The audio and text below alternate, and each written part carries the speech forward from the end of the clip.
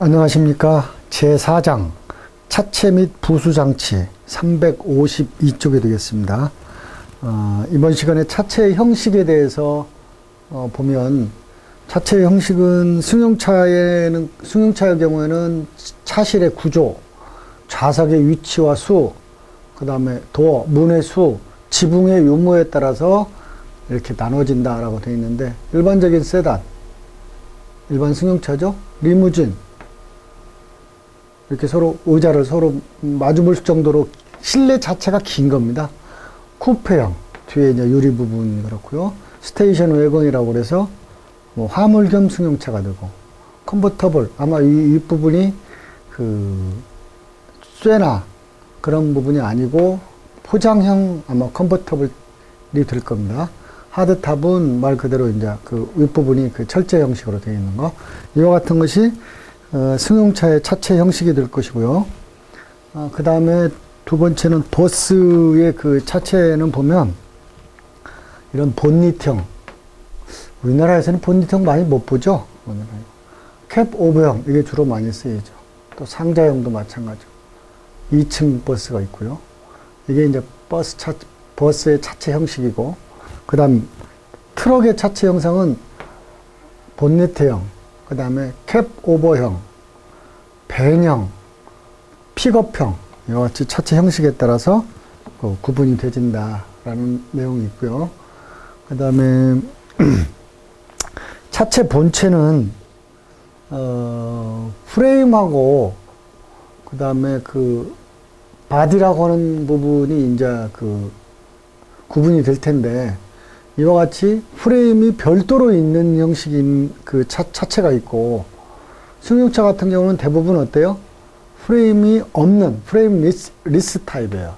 프레임이 없는 그런 타입이 프레임리스 타입이다. 그래서 이건 별도로 되어 있고, 그 프레임이 거의 일체로 되다시피 했다. 근데 사실은 프레임이 없는 겁니다. 차체 내장에는 시트, 도어 내장, 바닥에 까는 카펫, 시트벨트, 방음 커버 등의 실내 장식 부품 등이 차체 내장에 해당이 되고요. 차체 외장은 여기 이제 그림이 하나 있는데, 이 부분이 앞 펜더, 그 다음에 위에 엔진 위에 그 커버가 보닛 또는 푸드라는 말을 써야 원래 맞은 것 같고요. 그 다음에 그 앞뒤 도어가 있고요. 그 다음에 바닥에 판넬이 있고, 앞 펜더 에이프레인이라는 것도 있고, 지붕도 있고, 뒤 펜더도 있고, 이런 식으로 차체 외장은 구분을 할 수가 있습니다. 자, 그 다음 부수장치. 부수장치에는 자동차의 전기 회로를 먼저 보면, 자동차의 전기장치는 시동장치, 충전장치, 점화장치 등과 같이 기관의 운전에 필요한 장치와 안전운행을 위한 장치 및 각종 계기류 등으로 구성되어 있는 것이 자동차의 전기 회로도가 되겠는데요. 그 다음에 이제 전기 회로도가 좀 나왔네요. 발전기가 있는 것 보니까 이게 충전 쪽이 될 것이고요. 그 다음에 이 시동 전동기가 있는 쪽은 시동 장치가 될 것이고, 배전기나 점화 코일이 있는 쪽을 보면 이건 점화 장치가 되는 거. 이런 식으로 전기 회로가 구성이 되어 있다. 아주 기본적인 그 전기 회로죠. 그 다음 등화장치. 등화장치는 조명을 위한 것이 있고, 신호 및 표지를 목적으로 하는 등화류가 있다. 등화의 종류 조명등은 전조등이 있고, 안개등, 후진 방향 등을 조명하는 후진등, 실내등, 계기등, 번호판 등이 조명등에 해당이 되는데, 혹 안개등은 의무등화일까요? 아닐까요? 이게 하나의 문제인데, 안개등은 설치해도 그만, 안 해도 그만, 그렇습니다. 단, 설치할 때는 어떤 색깔로 해라, 어느 높이로 해라, 빛의 방향은 어느 쪽으로 해라. 이런 식으로 안전기준에 별도로 규정을 해놨습니다. 그러니까 자동차에 사용되는 등화장치는 반드시 설치해야 되는 등화, 그 다음에 설치해도 되고 안 해도 되는 등화, 또는 설치해서는 안 되는 등화. 그런 등화는 어떤 등화 장치가 있을까요? 앞부분에 뭐 긴급 자동차도 아닌데 적색, 빨간색의 등화가 뭐, 그 깜빡깜빡 한다든가, 이런 거, 전멸을 한다든가, 이런 것은 하지 말라고 되어 있습니다. 그래서, 근데 등화의 크게는 조명등이 있고, 신호 및 표지등이 있다. 신호 및 표지등에는 방향지시등, 뭐, 브레이크등, 주차등, 차폭등, 후미등, 각종 지시램프 등이 신호 및 표시등에 해당된다. 자동차용 전구. 자동차용 전구는 여기 보니까 실드빔, 세미 실드빔, 메탈백 실드빔이 있는데 이건 지금 세 가지 그림은 전조등의 형식에 관한 종류입니다. 실드빔은 지금 무엇이 그 자동차 전구가 그 구성이 이루어지냐면요, 그 반사경, 렌즈, 전구 세 가지가 합쳐져서 그 전조등의 그 전구를 아세이로 되어 있는데요. 여기서 실드빔 형식은 렌즈, 반사경, 전구를 하나의 그 일체로 만들어 가지고 혹 전구가 그 끊어지게 되면, 그래서 점등이 안 되면 전체를 교환해야 되는 그런 그 단점이 있는데, 장점으로는 뭐 먼지 같은 것도 들어가지도 않고요. 오랫동안 그 밝은 빛을 유지할 수 있는 그런 장점이 있고요. 세미실드빔은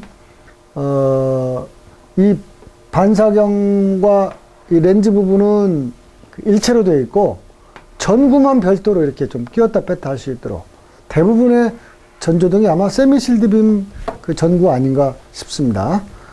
그 다음에 메탈백 실드빔은 뒷부분에 그 전구가 끼워지는 부분에 메탈 형식으로 되어 있는 것이 메탈백 그 실드빔 형식입니다. 이게 쉬운데도 가끔 그 시험 문제에 출제가 되어 있는 것 같아요. 그래서 한번 제가 설명을 해드렸고요. 계기류는 뭐 속도계, 유압계, 뭐 수온계, 기관 회전계, 연료계, 전류계, 운행기록계 등이 있다. 속도계는 자동차 시간당 주행 속도를 내는 속도 지시계와 총 주행 거리를 나타내는 적산 거리계, 그 다음에 일정 주행 거리를 측정할 수 있는 구간 거리계가 별도로 있다 하는 것이 이제 계기장치고요. 안전장치 및 주행 정보장치. 안전장치는 경음기, 우리가 호언으로 아마 그 영어로 표현이 돼야 되는데 잘못된 표현이 뭐가 있어요? 크랙션이라는 표현을 하는데 그건 잘못된 표현이고요. 우리말로 경음기 아니면 호언이라는 표현을 써주는 게 좋습니다. 그래서 안전장치는 경음기가 있고, 그 다음 윈드실드 와이퍼, 앞에 앞유리나 또는 뭐 뒷유리가 잘 운전자의 시계를 확보하기 위해서 닦아내는, 앞면 유리를 닦아내는 작용을 하는 것이 윈드실드 와이퍼죠. 윈드실드 워셔는 뭔가요? 물 뿌려주는 게 윈드실드 워셔죠. 그 다음에 에어백 같은 것도 설치가 되어 있고요. 그 다음에 에어백의 이제 그 구조가 여기 나와 있는데요. 대부분 에어백 운전석 쪽은 어디에 설치가 되어 있나요? 만약에 하나만 설치되어 있다라고 하면 아마 조향 핸들의 가운데 부분에 그 설치가 되어 있을 거예요. 에어백이. 그거 위에 이제 뭐 승객석, 조수석도 있고, 조금 고급형차는 어떻게 돼요? 천정에서도 나오죠.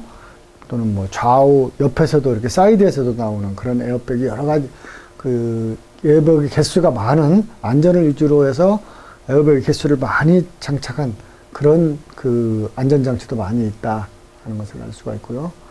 주행 정보 장치, 뭐 경보 표지가 있고 운전 가이드 시스템이 있는데 그렇게 중요하지 않아서 좀 빨리 넘어가고요. 그 다음에 여기서 이제 359쪽을 보면 냉난방 장치가 있어요. 근데 냉방 장치는 어떻게 돼요? 냉동 사이클의 원리를 이용해서 냉방 효과를 얻을 수가 있는데, 이 냉동 사이클이라고 하면 어떤 그 작용이 해서 되냐면요. 압축기, 응축기, 팽창 밸브, 증발기, 크게 그렇게 나눌 수가 있어요. 그래서 압축기에서 고온 고압으로 압축한 걸, 그 다음에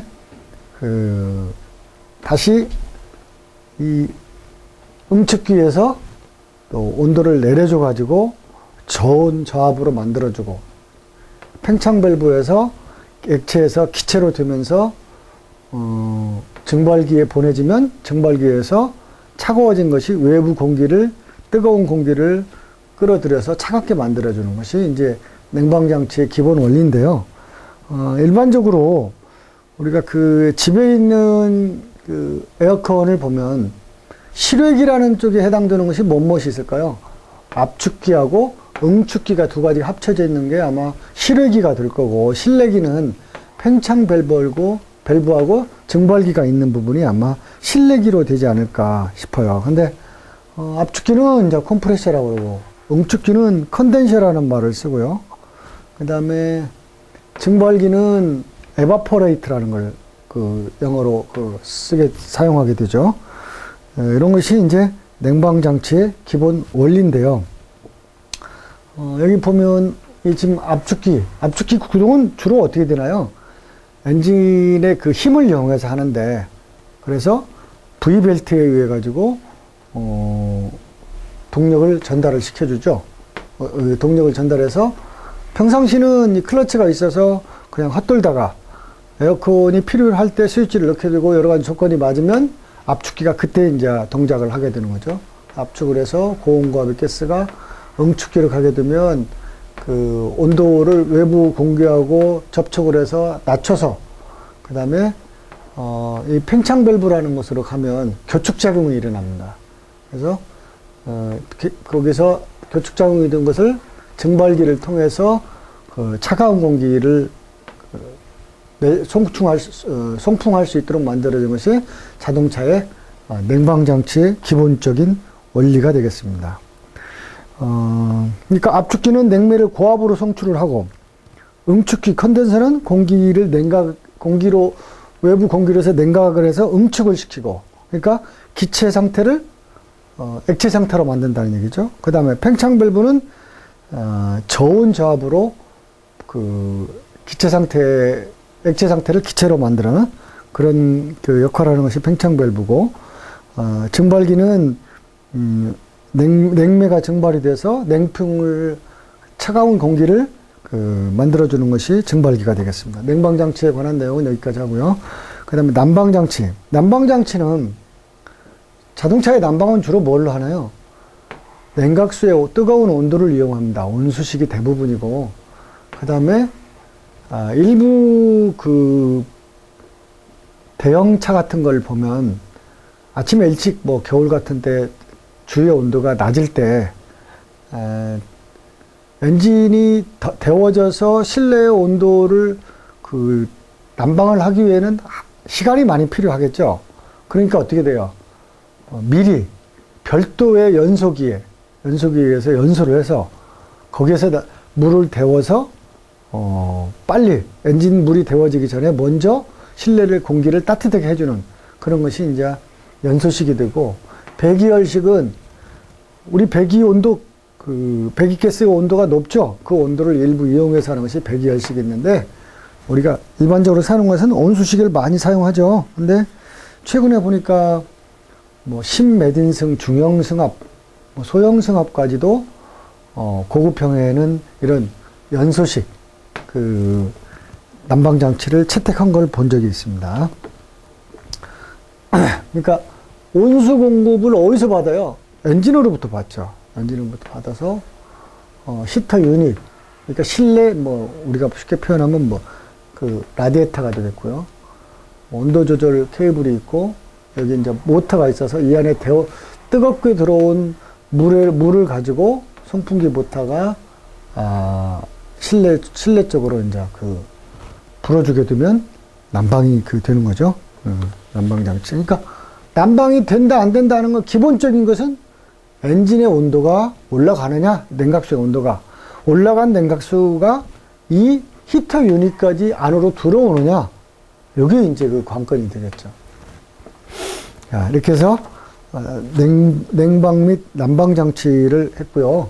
그 다음에 이제 기출 적중 예상 문제인데, 예상 문제를 풀어보겠습니다. 361쪽.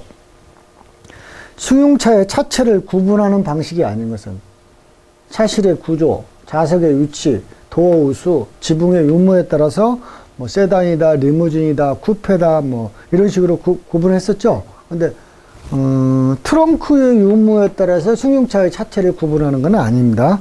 답은 1번에 5번이 되겠고요. 승용차의 차체 형식에 해당되지 않는 건 세단, 리무진, 쿠페, 스테이션, 외관 등은 있는데 픽업은 아마 이 픽업 5번의 픽업은 화물차, 트럭에 관계되는 그런 내용이 될 겁니다. 3번. 트럭의 차체 형식에 해당되지 않는 것은 트럭의 차체 형식에 배형 있었죠? 그 다음에 본니트형 있었죠? 캡 오버형 있었죠? 픽업형도 있었는데 상자형은 아마 버스에서 상자형이 나왔을 겁니다. 트럭의 짐칸의 형상으로 볼 수 없는 것은 두 방향 열림, 뭐 세 방향 열림, 일방향 열림, 스테이크형, 픽업형이 있는데 볼 수 없는 것은 두 방향 열림은 없습니다. 짐칸에 뭐 기본 세 방향 이 정도는 열리겠죠. 그다음 아니면 일방향 열린다거나. 자, 프레임레스 차체. 그러니까 프레임이 없는 구조입니다. 일반 승용차가 대부분 여기에 해당되겠죠. 설명으로 틀린 것은 차량 중량을 격량화할 수 있는 장점이 있습니다. 바닥을 낮게 할 수 있는 또 이점이 있습니다. 왜? 프레임이 있으면 프레임을 기초로 해서 위에 차체가 부착이 돼야 되니까 낮게 하기는 좀 한계가 있다는 얘기죠. 국부적인 충격이 강하다? 이건 프레임이 있는 타입이 훨씬 더 국부적인 충격이 강합니다. 그래서 답은 5번에 3번이 되고요. 6번. 차체 내장으로 볼 수 없는 거. 카펫, 뭐 시트벨트, 방음 커버 이런 건 내장인데 후사경은 내장이라고 볼 수가 없죠. 안전장치의 일종이 되겠습니다. 그 다음에 363조. 차체 외장으로 볼 수 없는 거. 차체 외장으로. 앞펜더, 외장이죠. 엔진 후드, 본니트라고 하는 거예요. 범퍼, 트렁크 후드. 전부 다 외장인데 부속 장치는 차체 외장이 아닙니다. 2번이 되고요. 다음 자동차의 부수장치가 아닌 것. 부수장치가 아닌 것. 냉방장치, 부수장치죠. 난방장치도 부수장치고. 등화장치도 부수장치인데 엔진장치라는 게 있나요? 이런 말은 없는 것 같습니다. 답은 4번이고요. 그 다음 9번. 시동전동기로 사용되고 있는 것은 직류 직권전동기입니다. 왜? 저속에서 큰 힘을 내서 엔진의 압축 압력을 이기고 엔진을 회전시켜야 시동을 걸 수 있기 때문에 직류 직권전동기. 플레밍의 시동전동기는 무슨 법칙이죠? 왼손 법칙. 발전기는 플레밍의 오른손 법칙이 되는 거예요. 답은 9번에 1번이 되겠고요. 그 다음 기관이 기동되었는데도 스위치를 계속 돌리게 되면 어떻게 될까요? 시동이 됐는데도 이때 문제점은 뭐냐? 전기자가 탄다. 아마추어가 타도록 되어 있어요. 네? 그래서 시동이 되고 나면 가능하면 빨리 원위치를 시켜주는 왜? 이런 시동 모터가 일부가 소선이 되기 때문에 그래요. 그 중에 전기자가 가장 문제가 됩니다. 시동 모터는 얼마 이상 연속적으로 돌려서는 안 되는가? 일반적으로 15초 이상 돌려서는 아까 조금 전에 아마추어 전기자가 소선될 그런 문제점이 있을 수가 있습니다. 자, 그 다음 12번. 단속기의 기능으로 맞는 것은, 저 단속기는 뭔가요? 단속기. 그래서 단속기라는 말이 나왔는데요.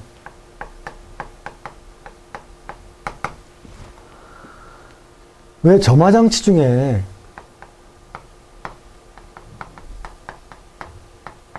접점식 점화장치가 있었죠. 접점. 그래서 그 접점에 열리고 닫히도록 만들어진 것이 단속기예요. 응? 포인트가 열리고 닫히도록 만들어진 것이 단속기예요. 단속기 기능으로 맞는 거. 1차 유도를 차단하여 고압 전류를 유발시킨다. 이게 정답이네요. 응? 이걸 뭐라고 그러네요. 단속기 기능에서 1차 코일의 전류가 흐르다가 배전기의 캠에 의해서 단속기가 열리게 되면 그때 어떻게 돼요? 2차 코일이 많은 권수로 감아져 있잖아요. 그래서 권선 비에 따른 고전압을 유도를 하죠. 그래서 상호 유도작용을 일으키는 것이 바로 뭐예요? 단속기의 기능이에요. 그래서 답은 12번은 1번이 되겠습니다. 자, 13번. 기관이 기동되지 않을 때 원인에 해당되는 거. 변속불량? 관계없겠네요. 점화 플러그에 불꽃이 약하다? 예, 이건 시동 안 됩니다. 이거 점화 플러그 불꽃 약하면. 클러치 단속불량? 이건 시동하고 관계없고요. 발전기의 고장? 발전기의 고장? 충전이 안 되겠죠? 그죠? 엔진의 회전불량? 엔진의 회전불량. 뭐 엔진 자체도 뭐 내부 베어링이 소손돼서 회전이 안 된다. 그럼 기동도 안 될 수도 있겠네요. 근데 그것보다는 점화 플러그의 불꽃이 약하면 가장 그 시동이 안 될 수 있는, 기동이 되지 않는 원인 중에 하나가 2번이라고 보시면 되겠습니다. 13번에는 정답이 2번이고요. 그 다음 14번. 다음 중에서 전기를 발생시키는 기구는 당연히 뭐요? 발전기. 우리 자동차용에는 직류 발전기를 많이 사용하지 않고 교류 발전기를 많이 사용해서 발전기라는 말보다는 영어에 alternator라는 말을 많이 쓰죠. 전압조정기는 발전기에서 전압이 더 이상 규정값 이상으로 상승하지 말라고 하는 역할을 하는 전압조정기. 다이오드는 한 방향으로만 전류가 흐를 수 있도록, 플러스에서 마이너스, 마이너스 플러스가 아니고 한 방향으로만 전류를 흐를 수 있도록 만드는 다이오드. 디프로스터? 이건 아마 저기 같은데요. 왜 암 유리에 뭐 성에가 꼈다. 그런 경우에 하는 작용이 디프로스터. 교류 전동기. 전동기라고 했으니까 이 전동기, 교류 발전기하고 전동기하고는 틀립니다. 교류 전동기는 뭘까요? 모터가 되겠죠, 모터. 그러니까 14번은 발전기가 돼요, 1번. 15번. 다음 중 고무 타는 냄새가 난다. 어느 부분의 고장인가? 고무 타면 뭐요? 전기장치의 피복이 타는 겁니다. 펜벨트가 잘못되면 냄새, 나기는 나도 고무 타는 냄새까지는 아니고요. 엔진 오일이 노유가 되면 냄새는 나는데 고무 타는 냄새는 아닙니다. 타이어 마모 이것도 아니고, 부동의 누수도 아니고. 전기장치에서 피복이 타게 되면 고무, 피복 자체가 고무 형식으로, 고무 재질로 되어 있잖아요. 그죠? 16번. 자동차에 주로 사용되는 축전지는 습식 축전지입니다. 건식 축전지는 뭐죠? 우리가 말하는 건전지입니다. 우리가 평상시 쓰는 건전지가 건식 축전지가 되고요. 그 다음에, 습식 축전지는 자동차에는 주로 제가 볼 때 거의 100%가 습식 축전지 아닌가 싶어요. 그 안에 보면 뭐가 들어있냐면, 황산이 들어있고, 뭐, 증류수가 들어있고, 전해액이라는 것이 있는 그런, 전해액이 들어있어서 그걸 습식 축전지라고 그래요. 그래서 16번의 답은 2번이 되겠고요. 그래서 습식 축전지를 뭐라고 그래? 2차 전지라고 그래, 2차 전지. 자, 17번. 전류 3대 작용에서 자기작용과 설명. 전류의 3대 작용이 뭐 있었죠? 전기가 흐르면 자기작용이 생겨요. 자석화가 되고, 또 빛을 발생을 하고, 전기는, 그죠?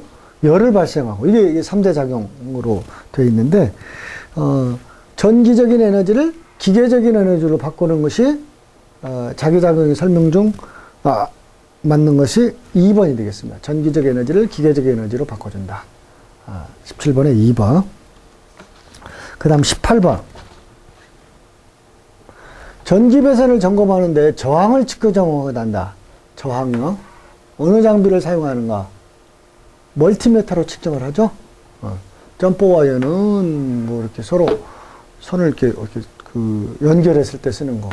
점퍼. 테스트 램프는 불이 들어오나 안 들어오나 보기 위해서 쓰는 거고. 위에 뭐 들어가겠는데 그건 아니고요.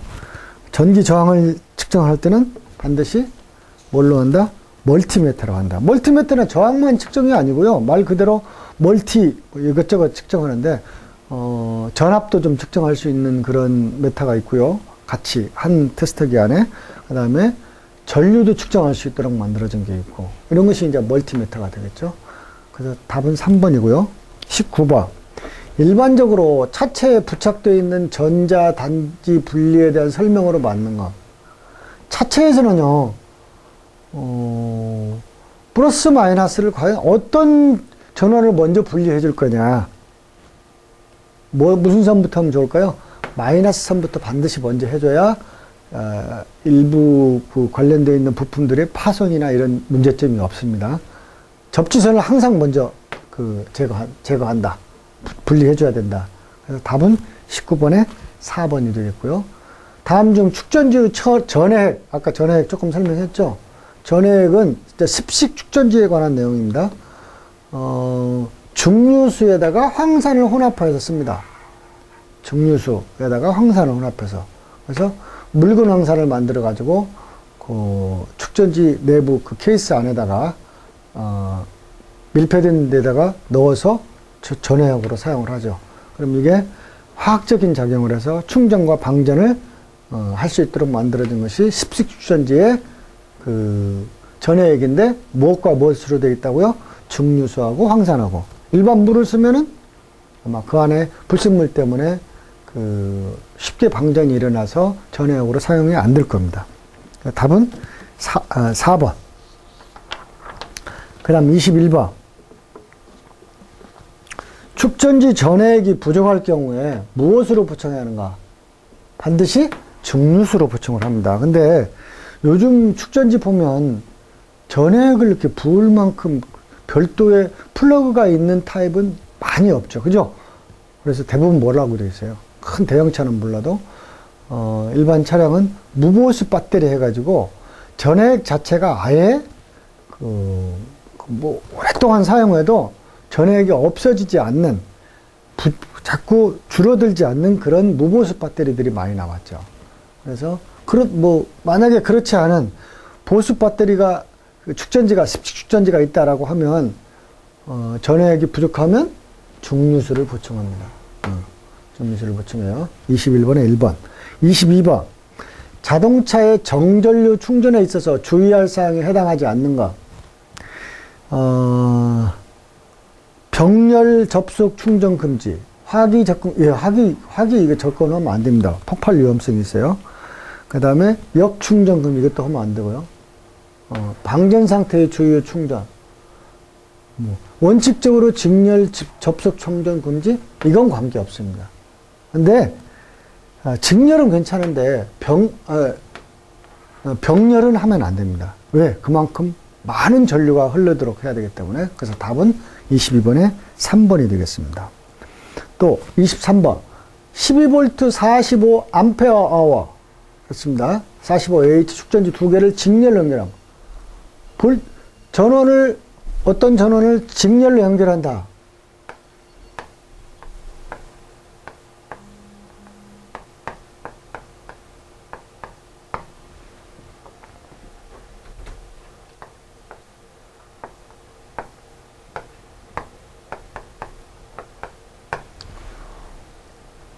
플러스 마이너스 또 마이너스 플러스 이렇게 서로 연결하는 것이 뭐예요? 직렬 연결이죠. 플러스는 플러스끼리 연결하는 것이 병렬 연결이고. 그래서 직렬로 연결을 하면 볼트는 어떻게 되나요? 두 배의 볼트가 됩니다. 그러니까 12V 45A 축전지를 직렬로 연결하면 볼트만 2배가 돼요. 그래서 24V 45A가 되는데, 만약 이걸 병렬로 연결하면 어떻게 될까요? 볼트는 12V가 되고, 전류는 90A가 될 겁니다. 직렬로 연결하면 볼트만 배가 되고, 전류는 그대로 있고요. 병렬로 연결하면 볼트는 그대로 있고, 전압은 그대로 있고, 그 다음에 전류만 배가 되는 겁니다. 자, 24번. 자동차에 많이 사용되는 축전지에 해당되는 것은, 자동차는 납산 축전기를 씁니다.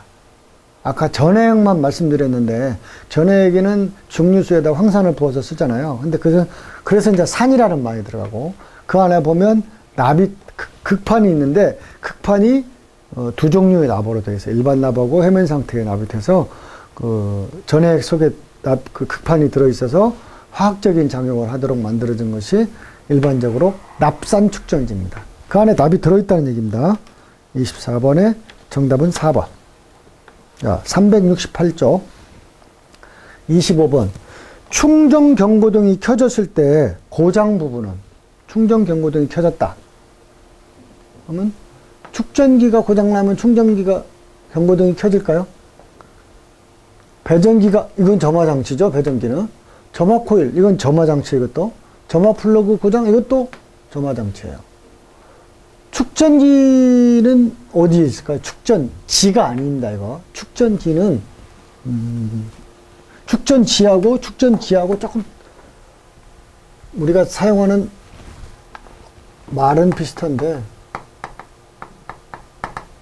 우리가 말하는 배터리,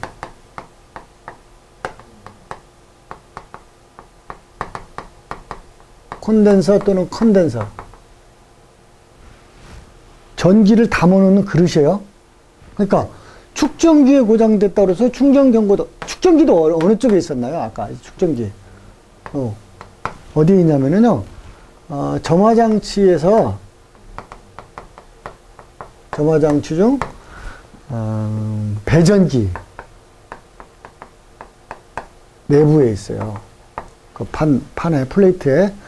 그래서 접점이 딱 떨어질 때 어떤 전류가 흐르다가 전류를 딱 끊어지게 되면 거기서 스파크가 일어나게 됩니다. 그래서 그 전기적인 이온 현상이 생기는데, 그때 그 스파크를 그대로 놓아두면 접점이 쉽게 소선이 되니까 순간 그 전기를 일시적으로 보관합니다. 그게 이제 축전기예요. 근데 여기서 펜벨트가 끊어지면 당연히 충전은 안 되겠죠. 경고등이 점등을 할 겁니다. 왜? 그 발전기라고 하는 알터네이터가 무엇에서 구동을 하나요? 무엇에서 구동? 대부분 벨트에서 구동을 합니다. 벨트에서. 그래서 펜벨트가 끊어지게 되면 경고등이 들어온다. 2번. 26번. 축전지 전해액이 차체 등에 묻었을 때 처리 방법.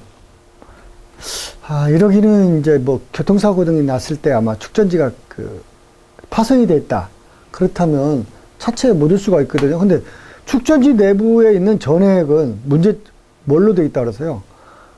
증류수하고 황산하고 이루어진다 그랬어요. 황산은 차체에 페인트 같은 것도 부식시키고, 또 철도 산화철을 부식을 시키는데 어떻게 해야 될까요, 이거? 비눗물이나 식소다수로 닦는다. 중성세제로 닦아줘야 됩니다. 물 같은 걸로 해서는 처리가 다 안 됩니다. 그래서 답은 26번에 3번이 되겠고요. 27번. 축전지 전해액의 비중이 1.245이고 온도가 57대. 그러니까 축전지 내부에 있는 물 황산, 산하고 증류수의 비중에 따라서 그 안에 들어있는 배터리의 충전 방전 상태를 가늠할 수가 있어요. 그럼 그 공식이 하나가 있는데, 그 공식을 하나 S20은 0.0007 T-20 이런 공식이 있어요. 여기서 비중 S는 20도씨에서의 비중 S예요. 근데 표준 상태가 20도라는 얘기예요. 근데 이때가 온도가 몇 도에서 50도라고 그랬죠? 50도의 전액을 20도의 표준 온도로 고치면 과연 이 공식을 이용을 해야 된다 이거죠. 그럼 어떻게 돼요? 0.0007 곱하기 50-20.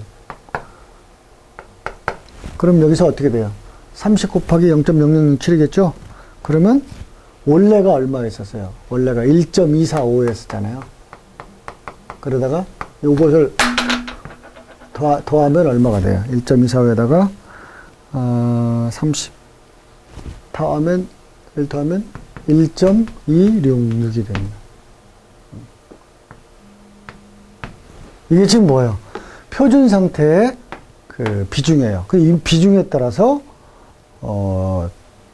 충전도 가늠할 수가 있고 방전 상태도 가늠할 수가 있습니다. 그래서 요즘은 이런 무보습 배터리에서는 비중을 측정하기는 사실 어렵습니다.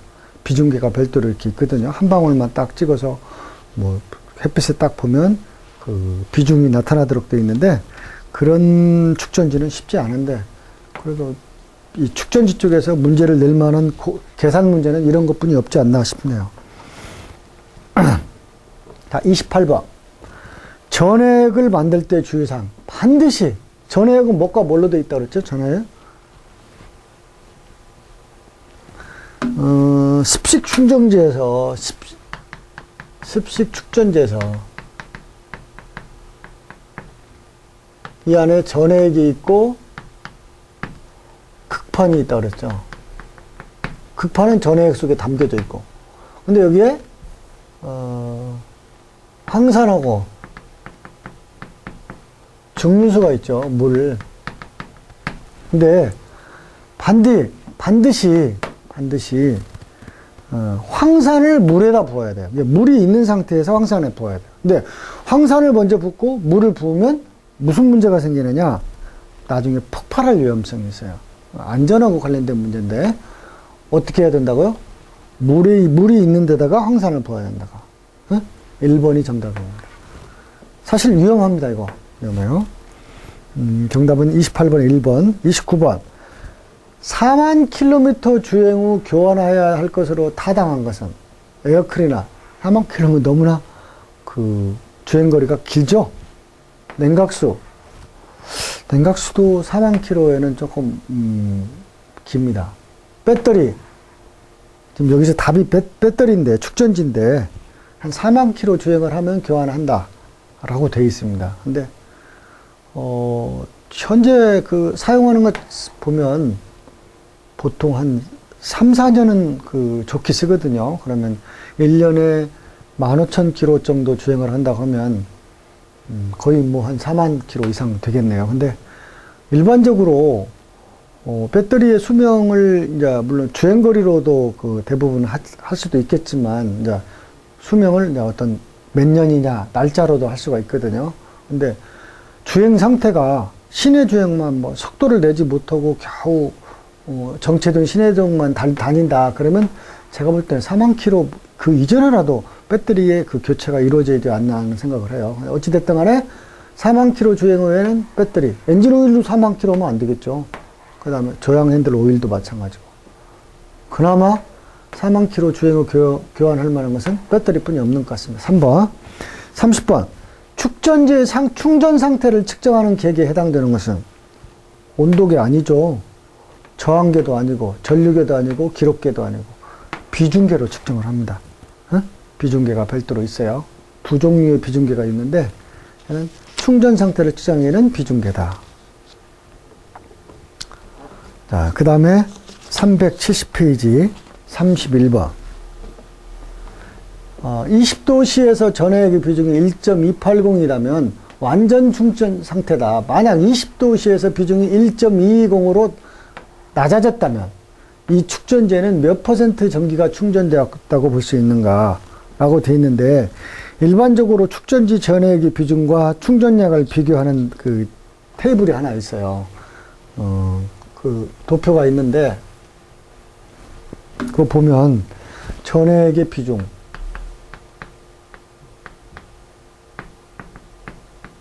그 다음에 충전기량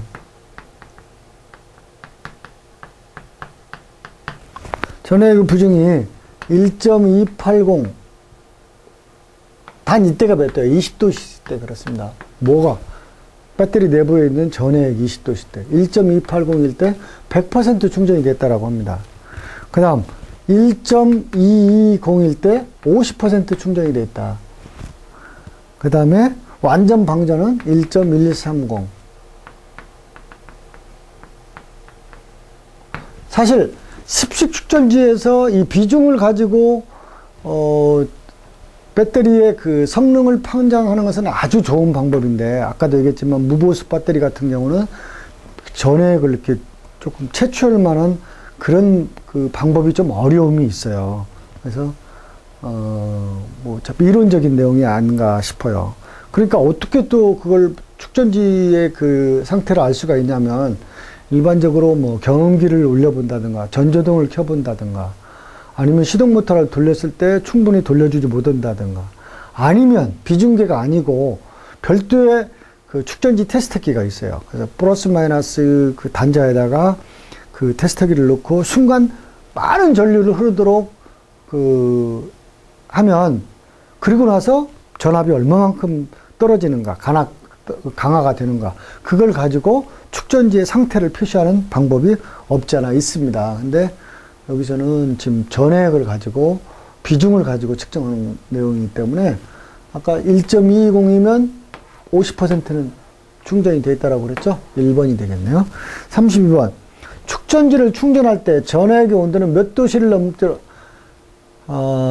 아무래도 화학적인 작용에 의해서 충전을 하게 되면은요, 내부에서 막 끓게 됩니다. 끓게 되면 온도가 올라가는데 45도씨가 넘으면 여기서 나오는 끓는 것을 보면 여러 가지 내부에 문제점이 있기 때문에 45도를 넘지 않도록 하라는 그런 규정이 있어요. 그래서 32번에는 정답이 1번이 되겠습니다. 자, 33번. 교류를 직류로 바꿔주는, 교류를 직류 전기로 바꿔주는 일을 하는 것을 뭐라고 그래요? 교류를 직류로 바꿔주는 것은 다이오드입니다. 다이오드. 일종의 반도체잖아요. 반도체인데 교류를 직류로 바꾼다. 교류는 뭡니까? 시간의 변함에 따라서 전압이 변동이 있는 것이 교류고, 시간에 따라서 일정한 전압을 가지고 있는 것이 직류가 되죠. 근데 마이너스 된 부분을 전부 다 플러스적으로 올리는 것이 바로 이런 역할을 해주는 것이 다이오드예요. 실리콘 다이오드. 다이오드의 종류가 이제 실리콘 다이오드라는 건데, 주 일을 해주는 것은, 교류 전기를 직류로 바꿔주는 것은 다이오드가 일을 한다. 이렇게 아시면 되겠습니다. 이번 시간에 문제풀이는 여기까지 하겠습니다. 수고하셨습니다.